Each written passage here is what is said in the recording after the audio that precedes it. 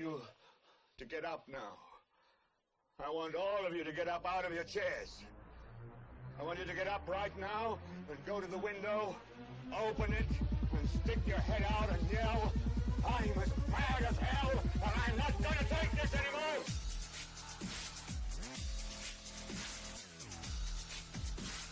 First, you've got to get mad. I'm as mad as hell, and I'm not going to take this anymore! First, you've got to get mad.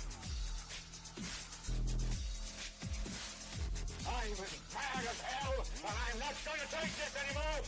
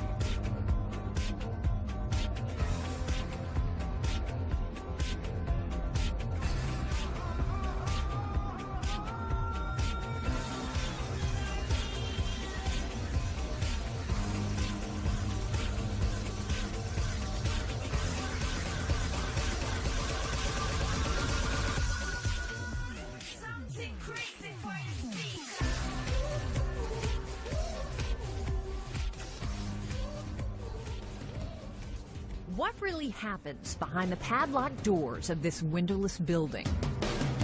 The Tomb of Skull and Bones, Yale's oldest secret society. Its members include some of America's most powerful and privileged elite, all sworn to secrecy.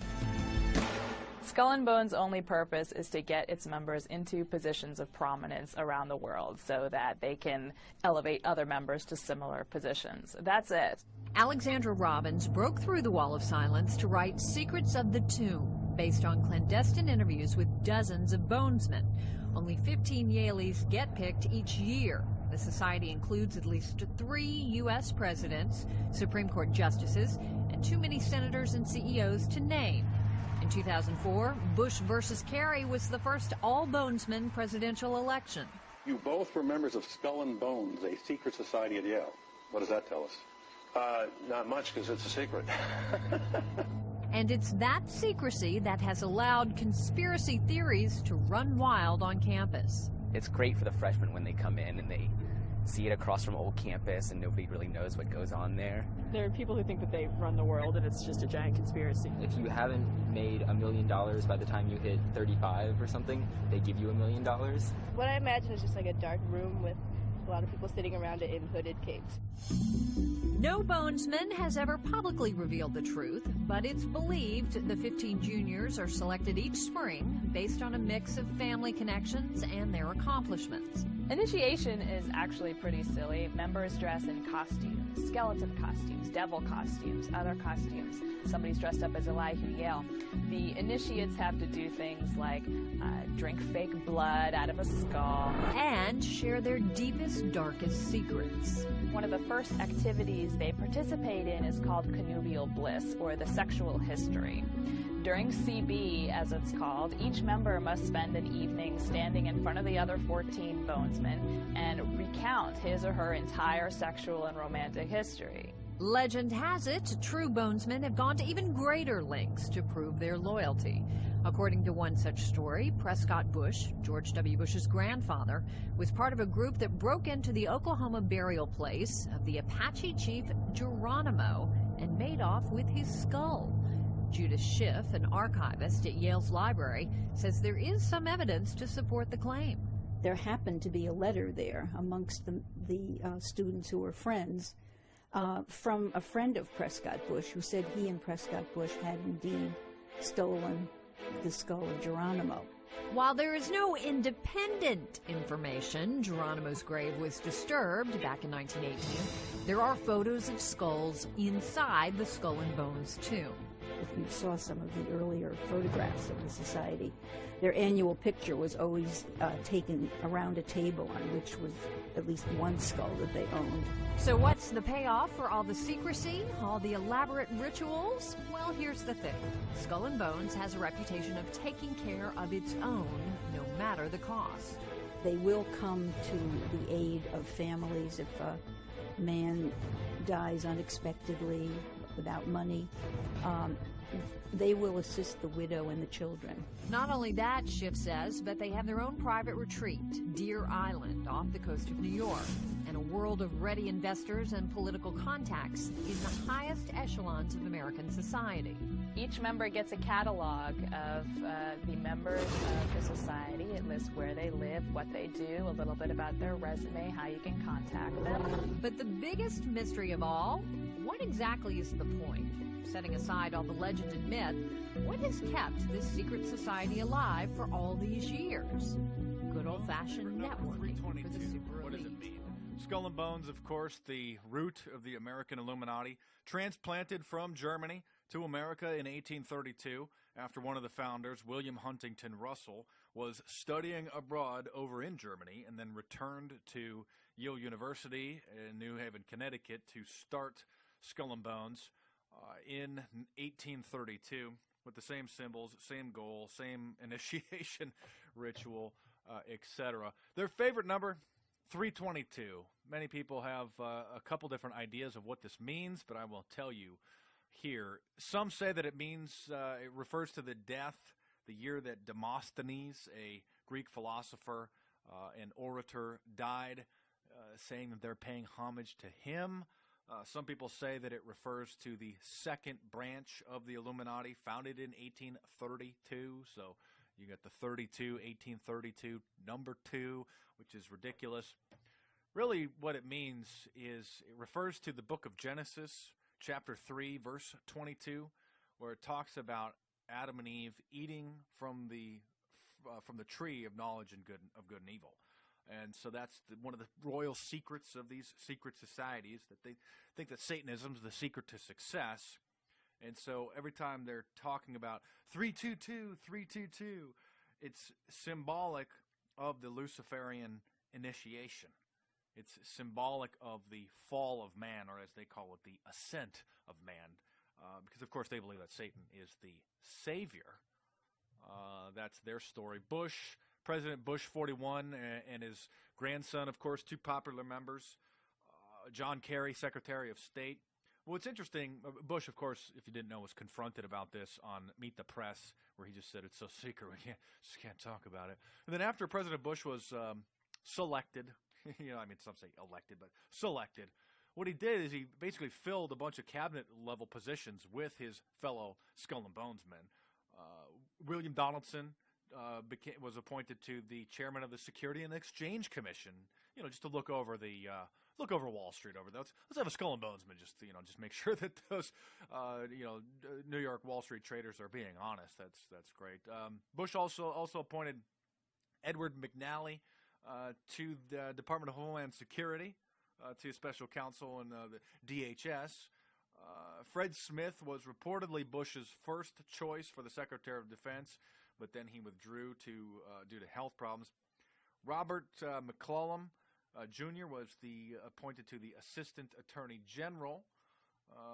It's a big lawyer, top law firm department in America.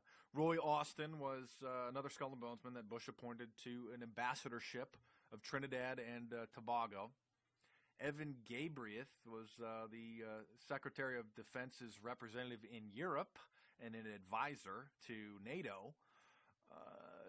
Victor Ashe, another Bush appointee, was appointed to the board of Fannie Mae, the Federal National Mortgage Association. He did such a great job managing that. Very interesting. Very, very interesting. Of course, while most people think, are familiar that George W. Bush and his father, and perhaps even you understand that his grandfather were Skull and Bones, or are, Skull and Bones. It's not something that they were a member of. It's a postgraduate senior society, meaning that they are inducted their senior year. They start at senior year, unlike your traditional fraternity. But what a lot of people don't know is that George W.'s uncle, John Walker, was also a Skull and Bones. Is also Skull and Bones, who helped him fund Arbusto Oil. Okay, and his great uncle, George Herbert Walker Jr., and his cousin, Ray Walker, are all Skull and Bones members. Keeping it close in the Bush crime family. Well, 322, yeah, the fall of man, Satan rules. That's pretty much the theme of Skull and Bones. So now you know. Thanks for watching. Subscribe to my YouTube channel if you're new. Check out some of the previous videos and the playlists. And stay tuned because there's more videos coming soon. Oh, by the way, here's George Bush and his father giving a lakeside talk in the Bohemian Grove. Oh, yeah, just another Illuminati skull. It's like Skull and Bones camp for adults. Skull and Bones over there at Yale University for the young college kids. And then Bohemian Grove, basically the Skull and Bones playground for the adults.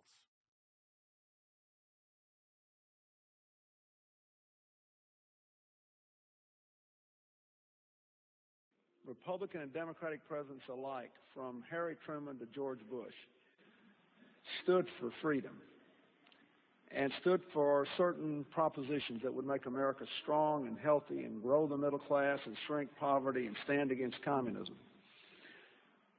And after 1989, President Bush said, and it's a phrase that I often use myself, that we needed a new world order. You were both in Skull and Bones, the secret society. It's so secret we can't talk about it. What does that mean for America? The conspiracy theorists are going to go I'm wild. sure they are. I don't know. I haven't seen the rest Number of it. 322? First of all, he's not the nominee.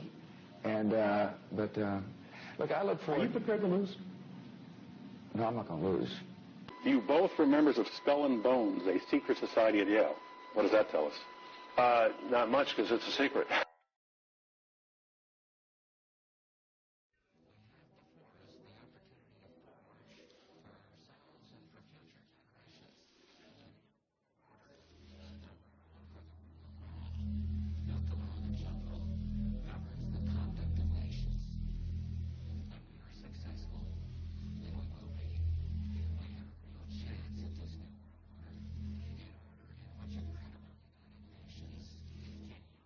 Peace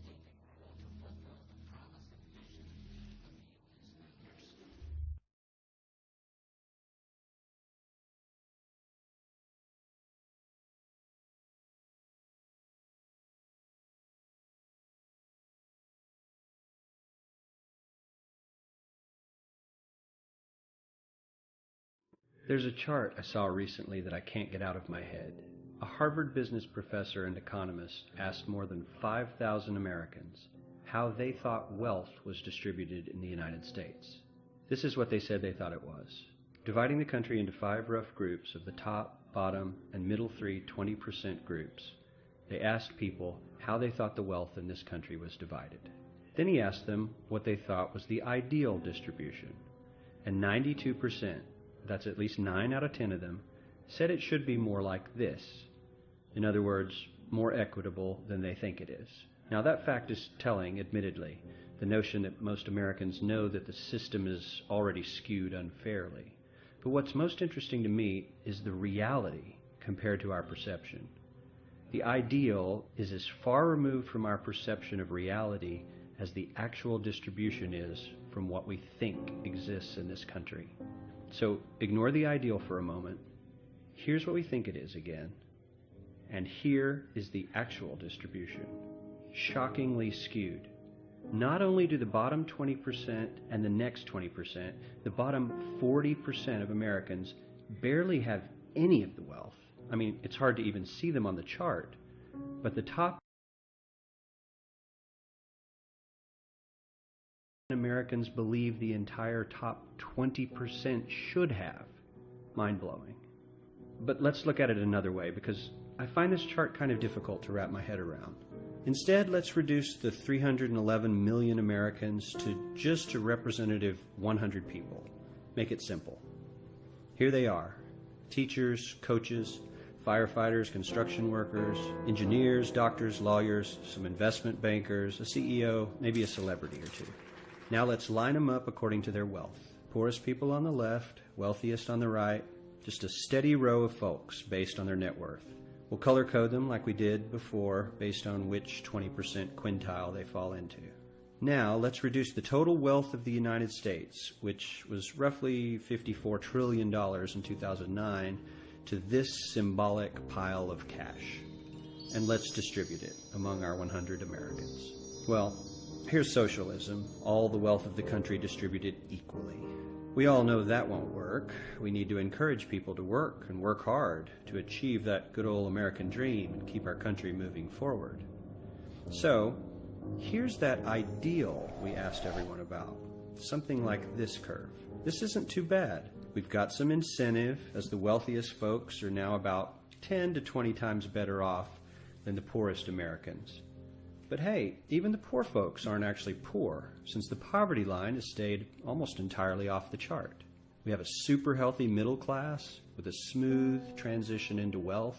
And yes, Republicans and Democrats alike chose this curve. 9 out of 10 people, 92%, said this was a nice, ideal distribution of America's wealth. But let's move on. This is what people think America's wealth distribution actually looks like. Not as equitable, clearly, but for me, even this still looks pretty great. Yes, the poorest 20 to 30% are starting to suffer quite a lot compared to the ideal, and the middle class is certainly struggling more than they were, while the rich and wealthy are making roughly 100 times that of the poorest Americans, and about 10 times that of the still healthy middle class. Sadly, this isn't even close to the reality. Here is the actual distribution of wealth in America. The poorest Americans don't even register. They're down to pocket change. And the middle class is barely distinguishable from the poor. In fact, even the rich between the top 10 and 20 percentile are worse off. Only the top 10% are better off. And how much better off? So much better off that the top 2 to 5% are actually off the chart at this scale. And the top 1%, this guy, well, his stack of money stretches 10 times higher than we can show. Here's his stack of cash, restacked, all by itself. This is the top 1% we've been hearing so much about. So much green in his pockets that I have to give him a whole new column of his own, because he won't fit on my chart. 1% of America has 40% of all the nation's wealth. The bottom 80%, 8 out of every 10 people, or 80 out of these 100, only has 7% between them. And this has only gotten worse in the last 20 to 30 years. While the richest 1% take home almost a quarter of the national income today, in 1976 they took home only 9%, meaning their share of income has nearly tripled in the last 30 years. The top 1% own half the country's stocks, bonds, and mutual funds. The bottom 50% of Americans own only 0.5% of these investments, which means they aren't investing. They're just scraping by. I'm sure many of these wealthy people have worked very hard for their money, but do you really believe that the CEO is working 380 times harder than his average employee? Not his lowest paid employee, not the janitor, but the average earner in his company. The average worker needs to work more than a month to earn what the CEO makes in 1 hour. We certainly don't have to go all the way to socialism to find something that is fair for hardworking Americans. We don't even have to achieve what most of us consider might be ideal.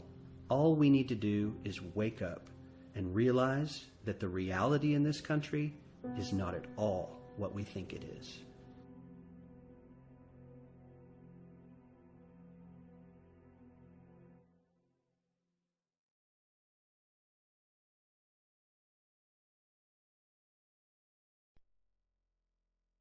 Every human on this planet is enslaved, whether they know it or not. This is not the crude and primitive slavery of ancient times. It does not rely on whips and shackles to keep the oppressed in their place. These tools have been rendered obsolete by much more sophisticated methods. That most of the enslaved are unaware of their condition and would in fact argue fiercely that they are free is a testament to the effectiveness of these invisible chains. You've heard the expression, money makes the world go round. There's truth in that. Money is the prime motive for human labor in modern civilization. If you want food, shelter, and clothing, you must have money. And unless you're part of that tiny minority that has more money than they could ever spend in their lifetime, then you must work, beg, or steal for that money. That's why you get up in the morning and go to work, even if you hate your job. And that's why the specter of unemployment is more terrifying for most people than the prospect of spending 50 years of their life performing menial tasks within the confines of a fluorescent-lit cubicle. Of course, in Western countries, some are fortunate enough to have pulled away from the brink and do not live in fear that their basic needs will be met, at least for now. And yet they keep spinning the hamster wheel. Why is that? Could it be because money and the bling that it buys have become symbols of status and prestige? Money offers an illusory form of social validation, but even those who are not caught up in distinguishing themselves by how much they accumulate still must acknowledge the social stigma that comes with poverty. The combination of these primal motivators, the need for food, shelter, clothing, and social validation, is a very powerful force. It's enough to drive humans to engage in all forms of activity, even to the point of harming themselves or others in the process.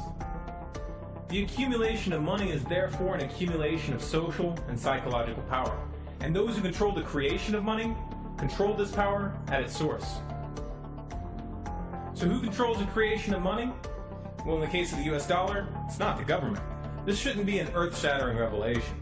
The fact that the Federal Reserve is a private institution owned by a cartel of the world's most powerful banks is quickly becoming common knowledge. Even the mainstream media doesn't deny it at this point. However, the full extent of what this means is only clear when you understand how the banking system really works. And unfortunately, this isn't something we're taught in school. Once you have it explained to you in simple terms, you'll understand why. Every dollar in circulation is loaned into existence by a bank. The process begins with the Federal Reserve when they loan out money to the US government and to other entities. You've probably heard this talked about before, especially in regards to the interest rate on those loans, which the Federal Reserve raises and lowers depending on the economic conditions. But what's never talked about in the mainstream is the fact that the Fed isn't actually loaning out money that they have. They are merely typing those dollars into existence on a computer. You may be inclined to believe that this money is based on some physical backing like gold, but you would be mistaken. The Federal Reserve hasn't owned any gold since the 1930s. The Federal Reserve does not own any gold at all. We have not owned gold since 1934. So we have not engaged in any gold swaps. When the Federal Reserve loans money to the U.S. government gives the Federal Reserve government bonds in exchange. These bonds are simply written promises to pay back the money that was loaned to them with interest through taxation. So to be clear here, the government is taking out a loan from a bank that's creating that money out of thin air, and they're expecting you, the taxpayer, to cover that loan. The absurdity of this arrangement is even more obvious when you realize that up until 1913, the U.S. government created its own money and had no need for a bank to play the part of a middleman. That new money loaned out by the Federal Reserve enters circulation through the banks, accumulates in the banks, and in the end, the banks end up holding all the cards. Not necessarily for the reasons you may imagine. Contrary to popular belief, the majority of money in circulation isn't actually created by the Federal Reserve, but rather by the ordinary banks that businesses and individuals use for their checking, savings, and mortgages. How is this possible? Well, like the Federal Reserve, ordinary banks are allowed to loan out money that they don't have. There are, of course, restrictions. Banks are only allowed to loan out 10 times the amount of money that they actually have. So if Wells Fargo has $1,000, they can loan you $10,000, and they expect you to pay back that $10,000 plus interest. This is called fractional reserve banking. 75% of all money in circulation is created in this manner. Now, as bad as this may seem, this is really only the tip of the iceberg. Most banks structure payment plans so that for many years, you're paying almost nothing but interest, and only start paying down the principal gradually. The result of this strategy is that in most cases, you pay far more in interest when you purchase a house than the house itself is worth. So here's the real question. If all money is created through loans, where does the money come from to pay for the interest? Let's say we reset the system to zero, loan $1,000 into existence, and charge 7% interest. We now have a total of $1,000 in the system, but we owe $1,000 plus interest, and that's more. The interest ensures that there's always more debt than money in circulation, because the money to pay the interest doesn't exist. Never has, never will. This would be obvious if there was only one loan being issued to one person in this manner, but when performed on a global scale, the reality is hidden and is transformed into a game of musical chairs where the person ending up without a seat faces bankruptcy and financial ruin. Because every dollar in existence is tied to a debt, this creates an unseen force that draws those dollars back to the banks, kind of like gravity attracts a physical object to Earth. The catch here is that it's the labor of the people that moves that money. Every hour that you work to pay back a loan or to keep the government from throwing you in jail over income taxes is an hour worked for the banks. The total receipts from personal income taxes just barely covers the interest on the national debt. And even the principal for that debt all ends up back in the hands of the banks. And remember, that bank created that money out of nothing. Once you understand that the money that banks loan out isn't actually an asset, but is in fact a piece of legal fiction, it should be clear that you're working for these banks for free.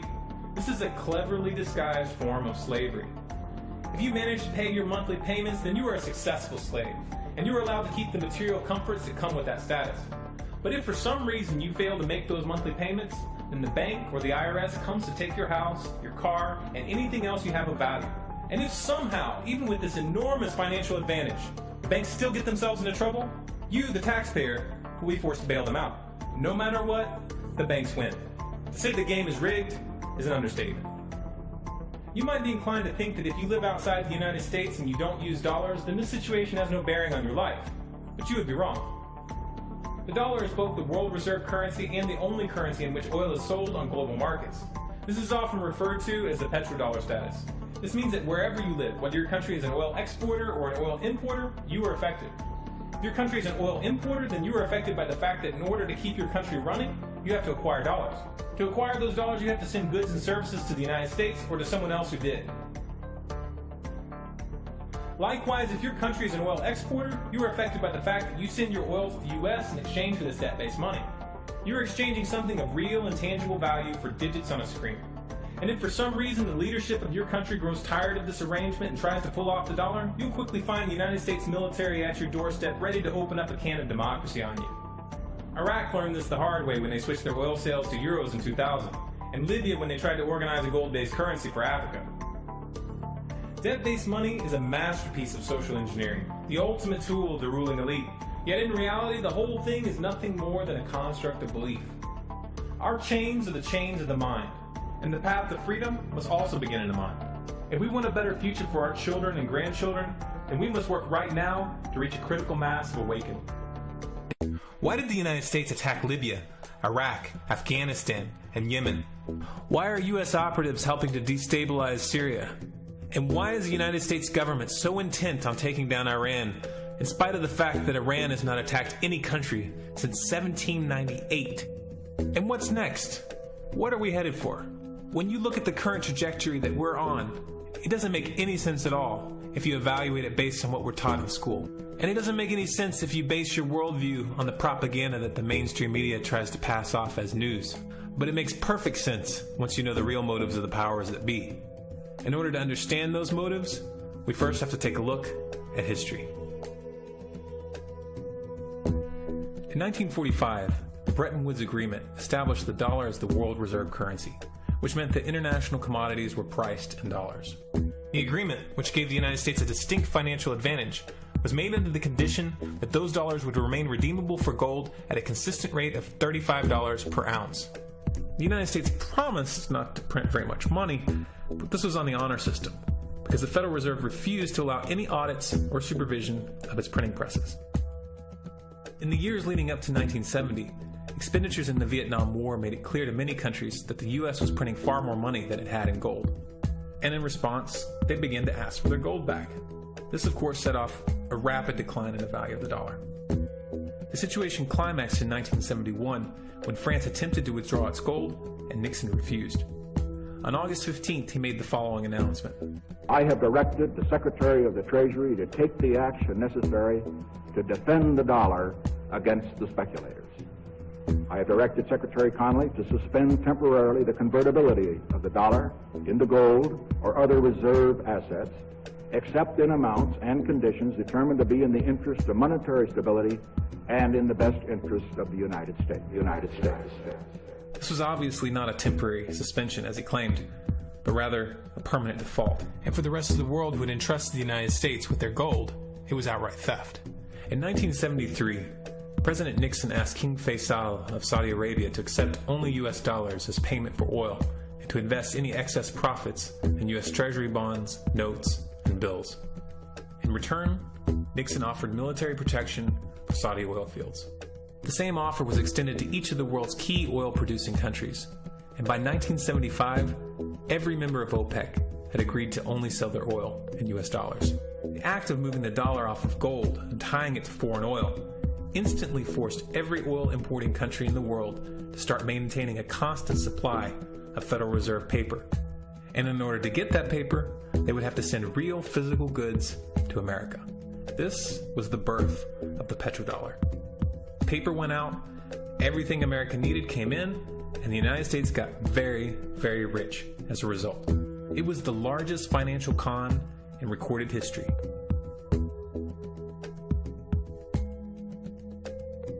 The arms race of the Cold War was a game of poker. Military expenditures were the chips, and the U.S. had an endless supply of chips. With the petrodollar under its belt, it was able to raise the stakes higher and higher, outspending every other country on the planet, until eventually U.S. military expenditures surpassed that of all other nations in the world combined. The Soviet Union never had a chance. The collapse of the communist bloc in 1991 removed the last counterbalance to American military might.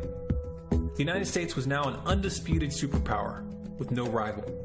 Many hoped that this would mark the beginning of a new era of peace and stability. Unfortunately, there were those in high places who had other ideas. Within that same year, the U.S. invaded Iraq in the first Gulf War. And after crushing the Iraqi military and destroying their infrastructure, including water purification plants and hospitals, crippling sanctions were imposed which prevented that infrastructure from being rebuilt. These sanctions, which were initiated by Bush Sr. and sustained throughout the entire Clinton administration, lasted for over a decade and were estimated to have killed over 500,000 children. The Clinton administration was fully aware of these figures. We have heard that 500,000 children have died. I mean, that's more children than died in Hiroshima. And, you know, is the price worth it? I think this is a very hard choice, but we think the price is worth it. Miss Albright, what exactly was it that was worth killing 500,000 kids for? In November of 2000, Iraq began selling its oil exclusively in euros. This was a direct attack on the dollar and on U.S. financial dominance, and it wasn't going to be tolerated.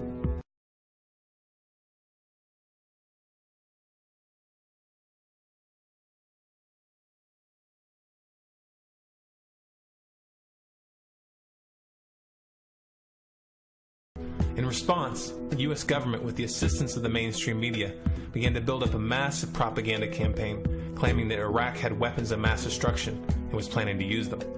In 2003, the U.S. invaded, and once they had control of the country, oil sales were immediately switched back to dollars. This is particularly notable due to the fact that switching back to the dollar meant a 15 to 20% loss in revenue due to the euro's higher value.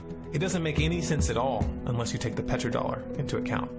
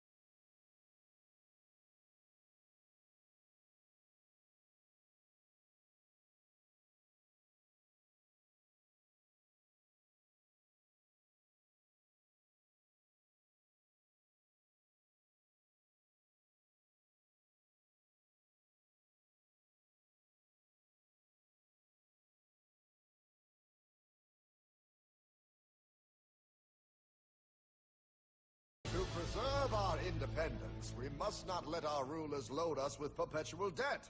We must make our choice between economy and liberty or profusion and servitude. Wow.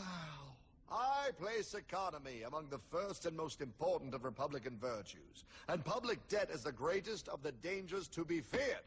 It is incumbent on every generation to pay its own debts as it goes. We must have a central bank to secure this country's finances. If the American people ever allow private banks to control the issue of their money, first by inflation and then by deflation, the banks and corporations that will grow up around them will deprive the people of their property until their children will wake up homeless on the very continent their fathers conquered. For we are opposed around the world by a monolithic and ruthless conspiracy that relies primarily on covert means for expanding its sphere of influence. What's happening? Where am I? I believe perhaps you understand now, pal, but you are afraid. JFK. Hartman, what does this have to do with my house and my dog? Oh, okay, that's enough. I want to go home now. This is the last president to stand up to the Fed. You must see.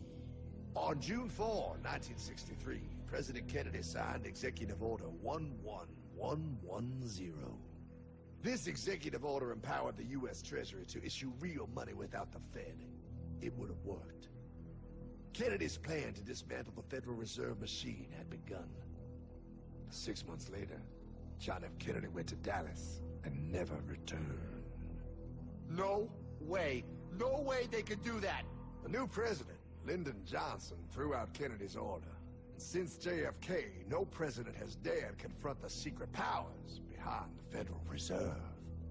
They consolidate bigger and bigger banks, print more and more money, accountable to no one, decimating our nation's wealth for the benefit of a few. Why? Why do this?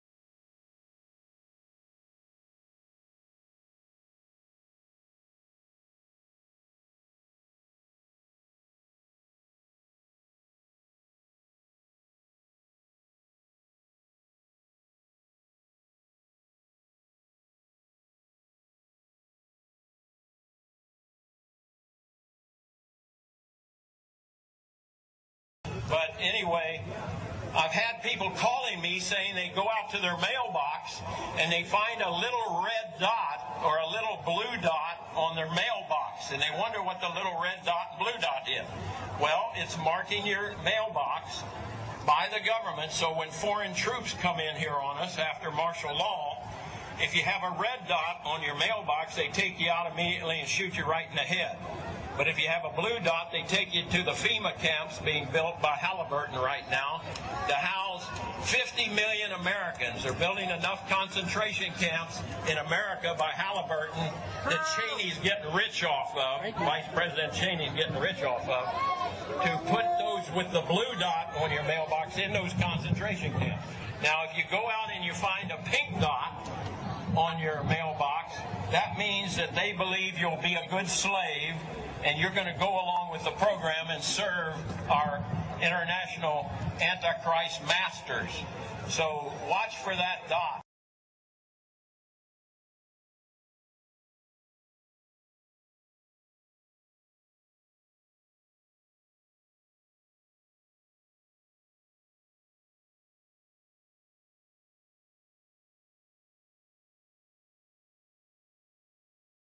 Have you heard that the Department of Homeland Security has purchased 1.6 billion rounds of ammunition last year? I mean, that's got to cost millions and millions of dollars. Correct me if I'm wrong, but isn't this country broke? I mean, you turn on the TV, you hear how we're laying off air traffic controllers, how people are going to die because of it. I mean, Harrison Ford is in a tizzy, and we're spending this much money on bullets? Do you know that 1.6 billion rounds of ammunition is enough to fight a 20-year war and still have bullets left over? My question is, who is the Department of Homeland Security planning to shoot? Do you realize that over the past couple of months, our government has tried to pass bills through Congress allowing them to arrest American citizens without due process, allowing them to kill American citizens without due process? An ad hoc legal approach for fighting terrorism. President Obama today proposed something new, something called prolonged detention. Doesn't sound that bad, right? Prolonged detention. Did you ever see the movie Minority Report? It was based on a Philip K. Dick short story. Came out in 2002. It starred Tom Cruise, remember? He played a police officer in something called the Department of Pre-Crime. Pre-crime is where people are arrested and incarcerated to prevent crimes that they have not yet committed.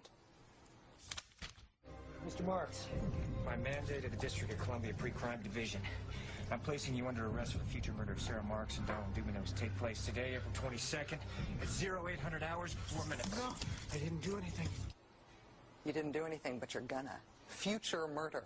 Creepy, right? Putting somebody in jail not for what they've done, but for what you're very sure they're going to do?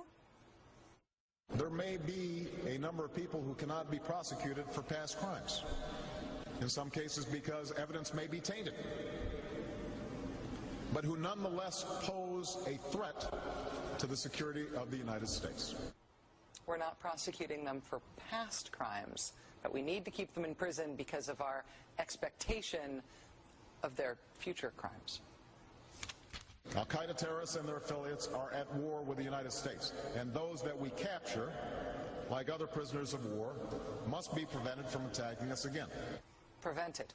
We will incarcerate people preventively. Preventive incarceration. Indefinite detention without trial. That's what this is. That's what President Obama proposed today, if you strip away the euphemisms. One civil liberties advocate told the New York Times today, quote, "We've known this was on the horizon for many years, but we were able to hold it off with George Bush. The idea that we might find ourselves fighting with the Obama administration over these powers is really stunning." And it is stunning. And it's got the 5 regions for the FEMA camps, and it talks about barricades and barbed wire and armed guards, and it says that they built the camps and that now they need to get ready to staff them, and that they need to be ready within a 72-hour period. And so I want to challenge everybody to call their friends and their families now and realize that the new economy is to put tens of millions of people, we already have the biggest prison population in the world, in this archipelago, this giant chain of facilities all over the country. The following video details the contents of a Department of Defense document entitled Internment and Resettlement Operations, also known as FM 3-39.40. The document is 325 pages long and it is signed by Joyce E. Morrow, Administrative Assistant to the Secretary of the Army. It was created in 2010, however, it's just been recently leaked to the public via the internet and can now be downloaded from multiple sources. In the description below, you'll find a download link for the document. I strongly encourage you to download it yourself and to verify everything that's being said here. The document outlines military procedures for internment and resettlement of civilians, and it describes the layout and the administration of these internment camps. It clearly states on page 38 that it applies within U.S. territory, and it specifically addresses the detainment of U.S. citizens, as is indicated by the identification procedures for new prisoners on page 146, which states that social security numbers are to be recorded alongside their photograph and fingerprints.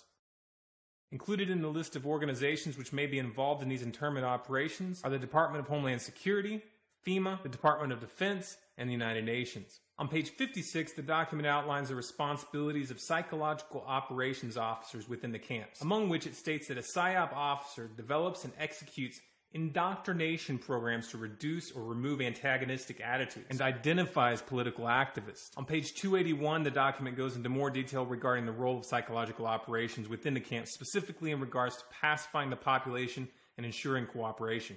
On page 238, it gives the conditions for the use of deadly force in such camps. Among the justifications for lethal force, it includes to terminate an active escape attempt. That point right there should make it clear that these camps are not benevolent disaster relief type facilities. On page 244, the document calls for the use of snipers during riots to, quote, scan a crowd and identify agitators and riot leaders for apprehension and fire lethal rounds if warranted.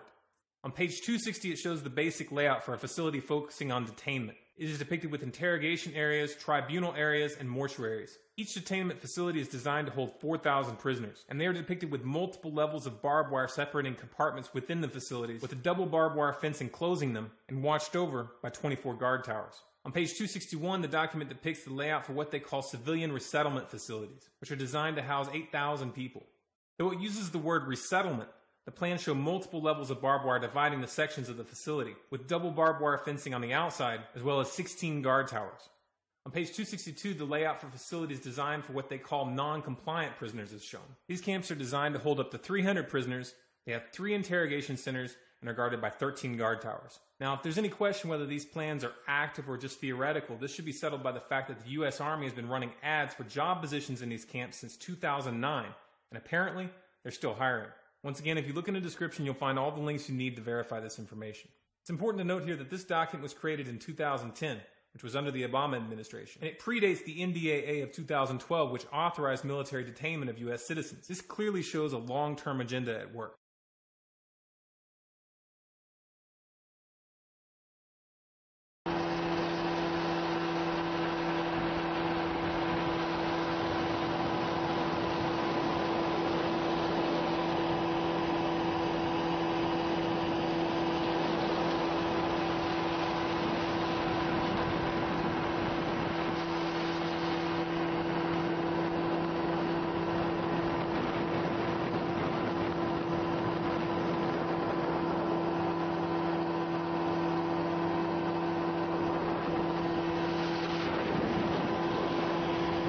Listen to this, folks. I was pulled to the side road, which was a new cut gravel dirt road in front of a business, a builder supply business. And the right side of the road was filled with, which I thought was portable toilets. So I never looked at them that close. Same in color, maybe black, but which was an odd color. And I asked him about the field of black boxes. What were they? Because I'd never seen anything like that. And his statement was that if he told me, I would be one of few people in Madison, Georgia that knew about them. And he says they're disposable coffins, I believe he told me. And he says there's 100, at that time, he said there was 125,000 there. And the brother of the man that owns this field, that the government is leasing this field from to store these disposable coffins, this brother was given 3 years to set up temporary morgues around the country.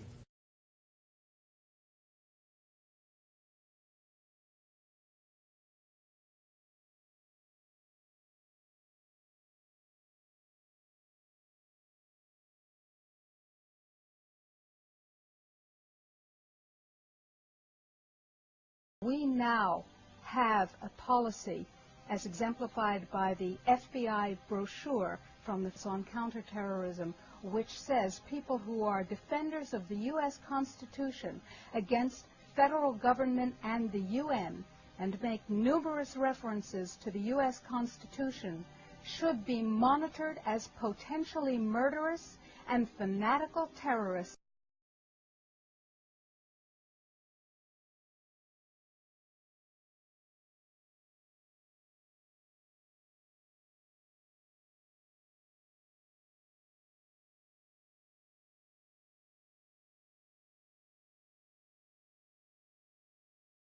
Department of Justice memo, which tells local police what should you be looking out for in kind of everyday terrorism prevention and terrorism watch activities. And one of the things that is considered a potential terrorist risk is individuals who harbor doubts about the official story regarding 9/11. The memo adds 9/11 official story skeptics to the growing list of targets.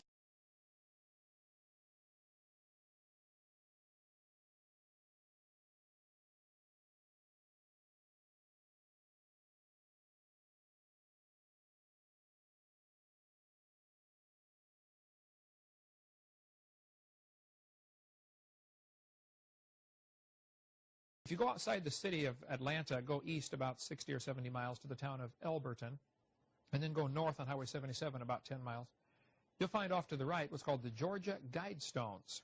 It looks kind of like Stonehenge, these big, huge granite rocks set up there. This was done by a guy, we have a pseudonym, came in, paid cash, had this company set these things up in 1980. He called himself R.C. Christian, but that's not his real name. It says right on the stones, a pseudonym, false name. On these Georgia Guidestones, it gives the 10 Commandments for the New World Order. 10 Commandments for the New World Order. The first commandment was to maintain humanity under 500 million. I went there and looked at those things and said, now, hold on a minute. Today's population is 6 billion. They want to maintain humanity under 500 million. Looks like a lot of people got to die for their plan to work, which is, by the way, the plan.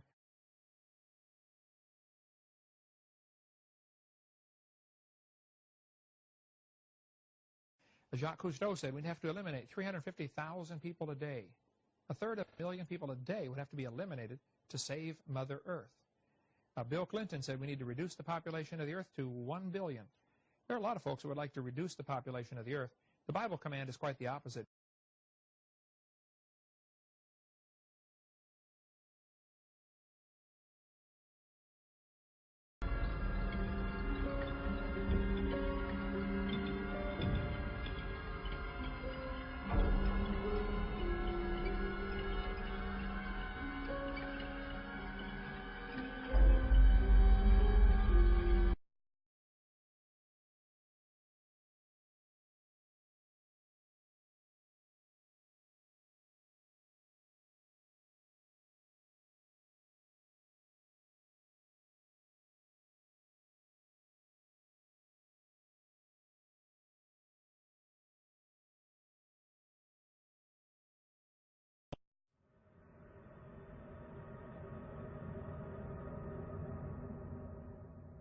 My friends, the information that you are about to witness from all of my years of research is the most important. It's been hidden in plain view the entire time. This is the ultimate secret, and it's about to be exposed.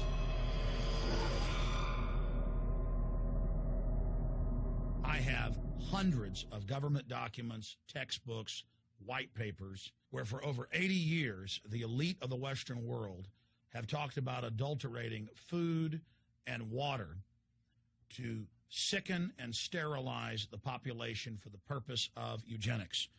It's all covered in the book Eco-Science, written by the White House science czar John P. Holdren, where they talk about a planetary police state to carry out the forced sterilization. They also talk about covert systems in the water and food to sterilize the population.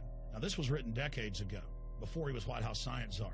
Now, suddenly, the stuff in this book is all over the news. They're selling it to the public as if it's a good thing. You see here before you what an average person would buy when they went shopping at the store.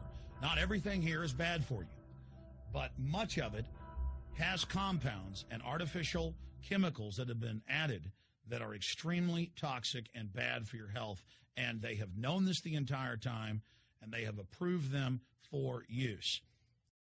Let's start with aspartame.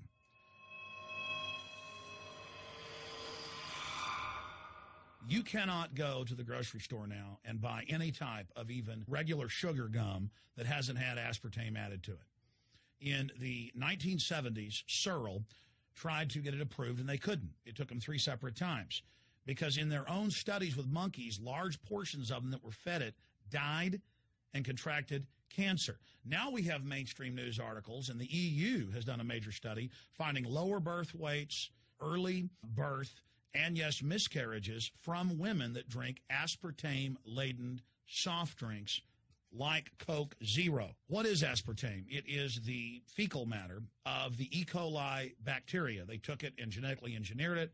They can feed it toxic waste, and then it defecates aspartame. And it has so many bad health effects, it's just unspeakable.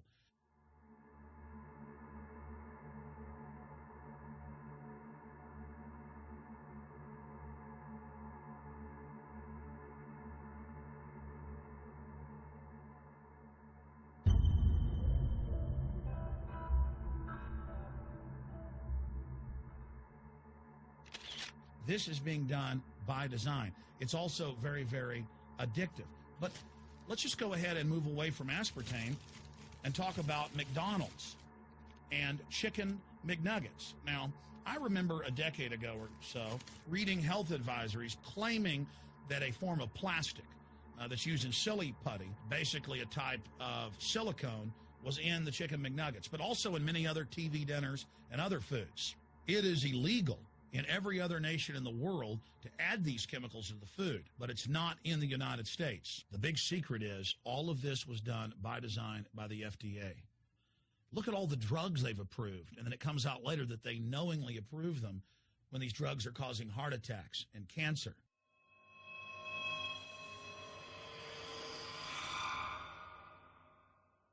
In the Nuremberg trials, it came out that the Nazis were adding sodium fluoride to the water supply in the labor camps and death camps to make the population more docile and controllable. There had been hundreds of university studies before Hitler even came to power. This is a form of forced medication. They admit that 1 part per million of sodium fluoride more than doubles the chance of bone cancer in boys and men. As the public became educated in the last few decades, the government and industry's response was to not just put it in water, but to start adding it to thousands of products like children's water that's mixed with their formula or with their cereal. They started adding as much as 900 parts per million in things like powdered eggs. It causes reductions in IQ. It increases sterility or lack of fertility. And it's being added to so many of the daily staples that we consume. We'll get back to food additives in a moment. But first, I wanted to look at genetically modified organisms.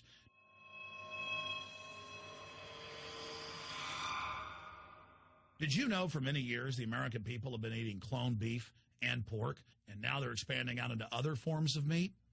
Let's look at salmon first.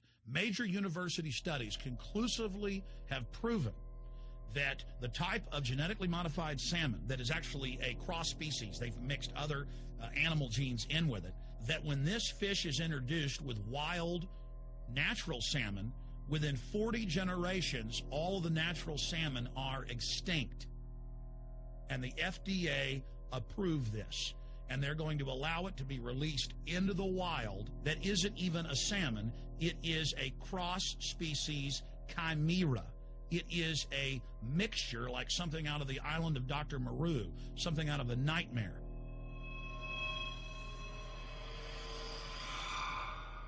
More than 85% of the corn now consumed in the United States, and it's also starting to trend that way in Europe and Canada, is genetically engineered. It grows its own pesticide within the corn kernels so that insects won't eat it. If the insects can't eat this and live, what do you think is going to happen when lab rats or humans eat it?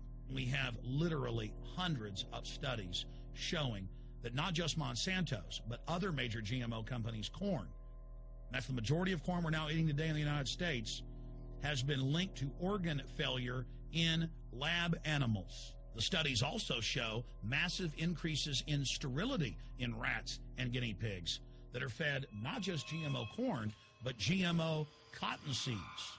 Studies in India, Germany, and the United States have conclusively shown that when they feed the cotton seeds left over from the cotton crop from these genetically modified varieties, that the cows are having miscarriages, they are having low birth weights, or in many cases, they're simply dying. And what is in most processed foods? Genetically modified cottonseed oil. Major studies are also showing that genetically engineered crops are killing honeybees and monarch butterflies. But they don't stop there. Now they claim they're coming out with a genetically engineered mosquito that's malaria-proof that they're going to release into the open biosphere. The very genetic code of the planet is being butchered in a hostile corporate takeover. Many years ago, an executive from Monsanto was quoted in National Geographic as saying that that is their program, that they want to basically have their crops and their organisms take over the entire biosphere of this planet. And the major genetic engineer companies have focused mainly on 8 major food crops. Now they're expanding out into hundreds and hundreds and hundreds of other plants, literally changing the genetic code of the planet. This is a genetic dictatorship. This is genetic vandalism. And that's why the Rockefellers, the United Nations, and others have built these giant armored seed vaults all over the world, not just at the Arctic Circle. And they admit they're doing it in case all of this gets out of hand, that they'll have a type of Noah's Ark. So all these fake environmental groups, they never complain about this. They never talk about true environmental degradation. They want to put a tax on carbon dioxide that humans exhale, that plants respirate from and carry out photosynthesis with, as a way to shut down industrial society and control every facet of our lives. That's the big secret. This is a population reduction program. It is an epidemic. The sperm count has dropped in the Western world exponentially. Even the government has been predicting within another generation almost everyone is going to be sterile. This is the globalist religion. This is their philosophy. They want the planet for themselves. The UN has said that their stated plan is an 80% population reduction. There's been a bit of an uproar this past week due to Obama's signing of a recent bill that has become affectionately labeled the Monsanto Protection Act, or H.R. 933. So much so that it's led Senator Barbara Mikulski to publicly apologize for letting the provisions slip through. However, this is really only a small part of a much bigger pattern of corruption and collusion between Monsanto and the U.S. government. Senator Roy Blunt, a Republican from Missouri, who crafted the wording for H.R. 933, has been accused by Senator John Tester of having collaborated directly with Monsanto in the creation of the provision. This shouldn't be surprising considering that Monsanto is one of Blunt's top campaign contributors. Blunt also accepts contributions from the Crawford Group, a registered lobbyist for Monsanto. Now, the controversy in this bill is tied to Section 735, which is of course written in such a jumble of incomprehensible legalese that it's highly difficult to interpret. It's designed to make the eyes glaze over without registering that anything of significance has been stated. This is facilitated using a common legislative technique of referring to sections of a separate law, so that you have to go read the unintelligible fine print in that second document in order to understand what's actually being said. That second law in this case is the Plant Protection Act. In the description of this video, you'll find a link to both documents.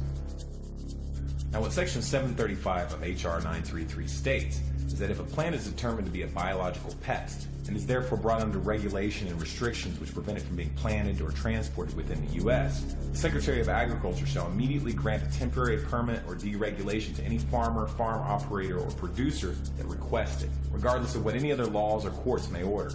Now, the word genetically modified organism isn't mentioned here, and that's part of the skillful way that this was designed to slip through. Only someone who knows that by default genetically modified organisms are considered biological pests until they've been approved by the Department of Agriculture, and that they are reclassified as pests if shown unsafe, would understand the implications here. To distill this down to one sentence, if a farmer wants to grow a genetically modified plant that's been outlawed because it's been found to be harmful to the environment or human health, all they need to do is contact the Secretary of Agriculture, and they will be immediately issued a permit to cultivate these plants. Essentially, it makes it impossible to stop a genetically modified plant from being used in the United States, regardless of any laws or rulings that are made to outlaw them.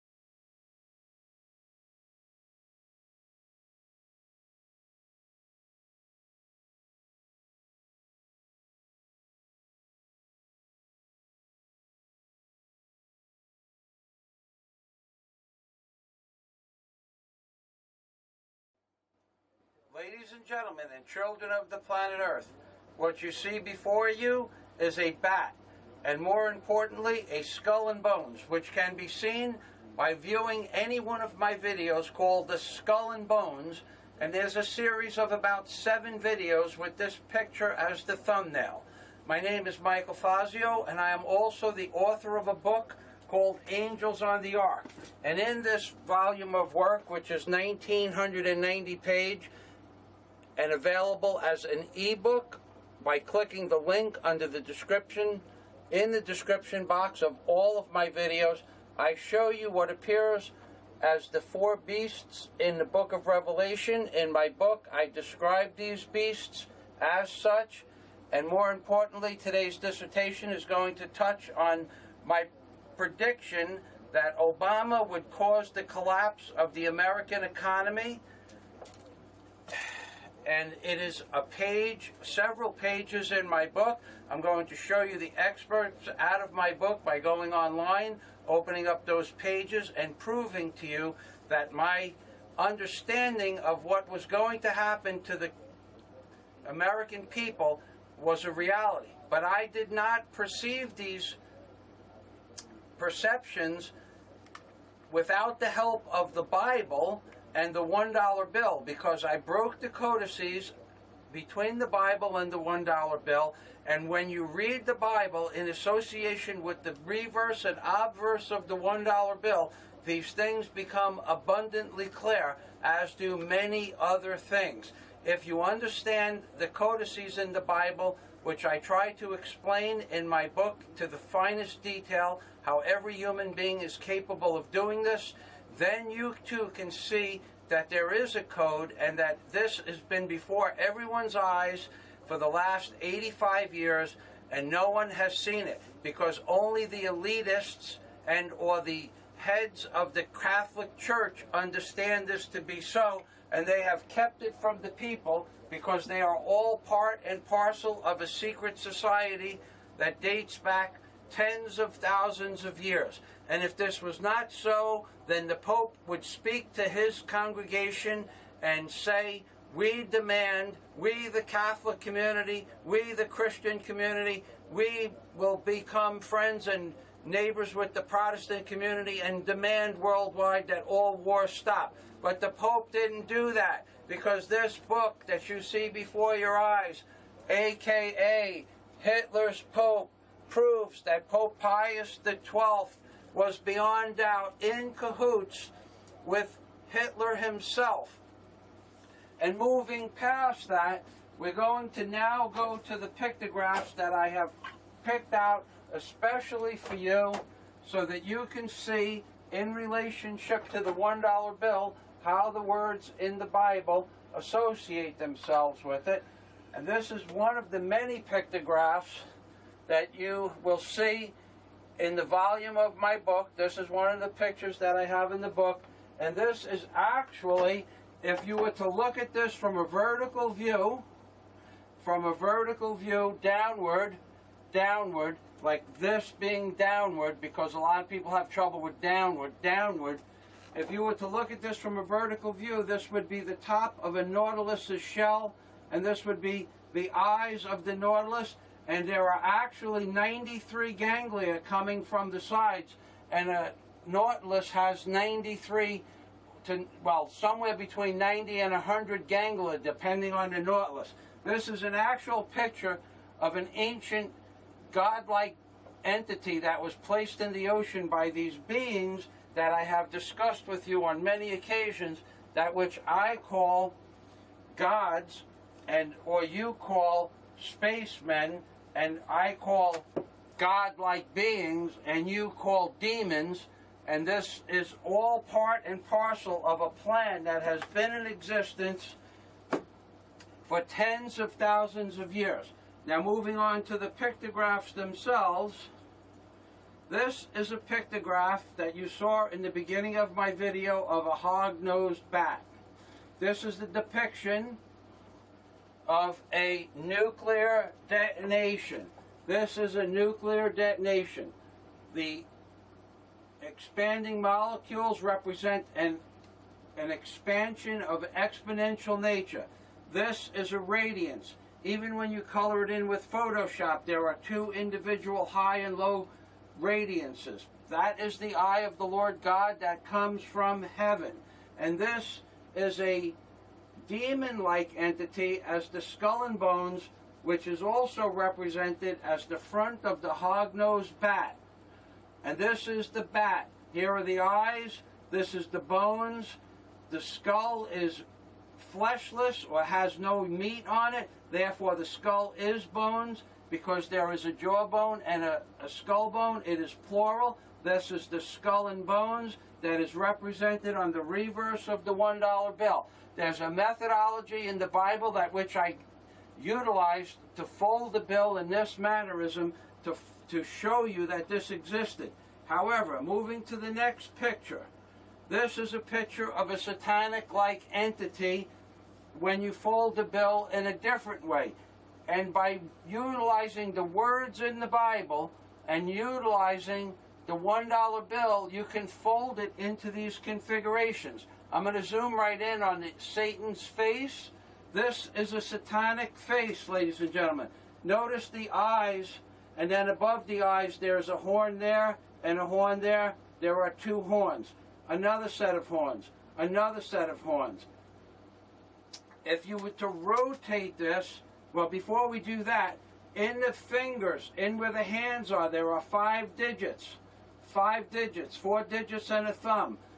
At where the feet is, on the bottom that I'm going to show to you right now, and I'm going to blow it up real big so you can see that. On the bottom, there are 5 lines in here. 5 lines in here. There are 5 digits inside this outer hand-like structure. It's almost as if he has an outer hand and a spike. However, when you rotate this item, this looks like what is known as a fleur-de-lis. This looks like what is known as a fleur-de-lis because it is a fleur-de-lis. However, when you bring it to the center, and I bring this down and rotate it, it shows you this Satan-like entity coming out of the flower representing the woman's vagina. This is pictography that goes beyond anything that any human being on earth could have ever hoped to accomplish in the year 1935. And rest assured, in my book, I explain to you that no human being on earth could have accomplished this in the year 1935. I assure you that we will one day find out that the living Bible, the $1 bill, King Solomon's temple, the Ark of the Covenant,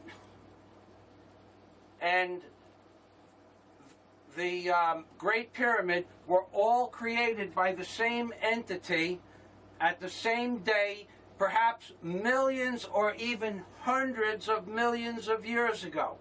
This entity that looks like it's hiding his face is when you fold the bill in the exact opposite configuration, as if Satan was hiding his face so you couldn't see him. And in fact, he does exactly this in this caricature of Satan, which I have explained is not a representation of an American Indian. This is a representation that appears to be an Aztec Indian because of the configuration of its war bonnet. The configuration of its war bonnet says that it is a fan-type war bonnet, more likely attributed to the Aztec Indians from tens of thousands of years ago. So what you just saw for the last 5 minutes were representations of Satan. Therefore, if Satan exists on the $1 bill, and he does in many different forms of godlike entities, then Jesus Christ must also appear on the $1 bill, and it, or he does, represented as the word one, which is the first tribe of Judah, and Jesus is the Lion of the tribe of Judah. Now, going to my book, which is the most interesting aspect of this dissertation, I said, if you're going to profess to understand anything at all about God and the principles that Christ spoke of, then you need to have at least 17 degrees in theology and religion. Otherwise, the Catholic Church will not basically listen to anything that you have to say. And if you don't have these degrees, they won't listen to anything that you say. And if you do have these degrees, then you will go along with the Catholic Church because you spent so much damn money studying religion. You don't want to waste all that money, so you'll go right along with the flow. So where exactly then does the truth actually apply to the people of this world? Because it certainly doesn't apply to anyone in religious or theology fields, and that leaves the Vatican itself as a refuge for Satan. And make no mistake about it, I would presume that there is a chamber in the Vatican tombs that has a special room where the Satan, Pope, and Obama play cards on Thursday nights. In the name of the Lord, ladies and gentlemen, in the name of the Lord. And at the bottom of every page, I put Luke 11:46. Luke 11:46 states 99% of all politicians and lawyers are 100% corrupt. That's what Luke 11:46 denotes. And I put that at the bottom of every single page of my book. Going to the...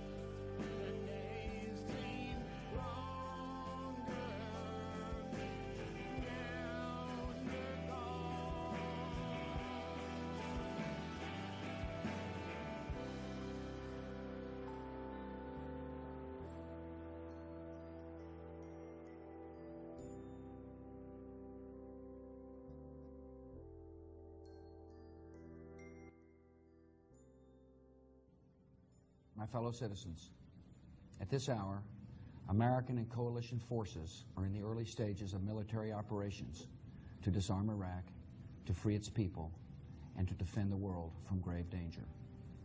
On my orders, coalition forces have begun striking selected targets of military importance to undermine Saddam Hussein's ability to wage war. Good afternoon, everybody. Today, I authorized the Armed Forces of the United States to begin a limited military action in Libya in support of an international effort to protect Libyan civilians. That action has now begun.